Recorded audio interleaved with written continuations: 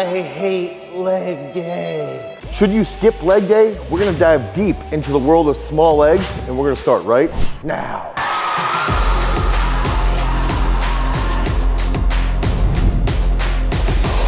So what is leg day?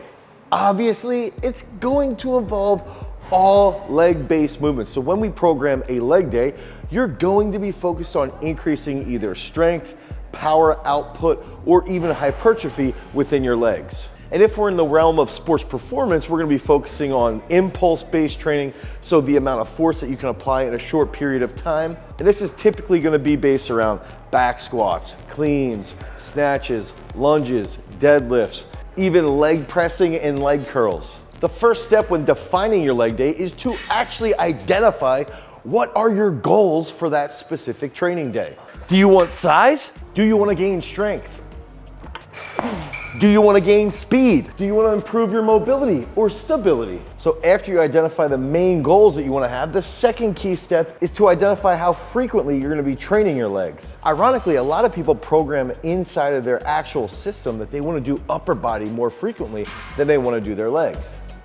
And we know that muscle groups like our quads, and specifically our vastus lateralis, respond better to more frequent training sessions than our upper body does. Just like how we frequently release videos so you can get smarter, stronger, and more explosive. So make sure you f***ing subscribe. That third key is to understand the impact that leg-based training has on neural drive and on the hormonal response. Because of the speed of training on leg day and the intensity of training on leg day, your nervous system then learns how to have a stronger twitch force. If we have a stronger twitch force, we can recruit more high threshold motor units and in turn lead to greater displays of strength and power. Think about plyometric training. This is seen in exercises that are extremely complicated. So think about doing a back squat. If I'm doing a back squat, one, it's multi-joint. Two, I'm gonna have a lot of weight on my back. Now, my body has to learn how to coordinate rapidly when I'm going through that eccentric portion. When I get to the bottom, there's a nice stretch shortening cycle. Then I have to drive with my torso and my trunk vertical and execute a high speed movement with a large amount of weight. So my nervous system in turn becomes more efficient.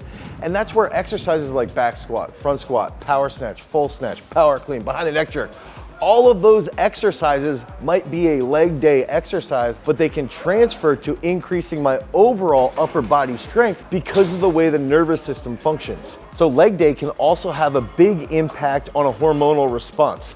Many, not all athletes, but most athletes will see an uptick in their anabolic hormones. Think about IGF-1, testosterone, even mechanistic growth factors. So these are all hormones that for 24 to 36 hours will see an increase.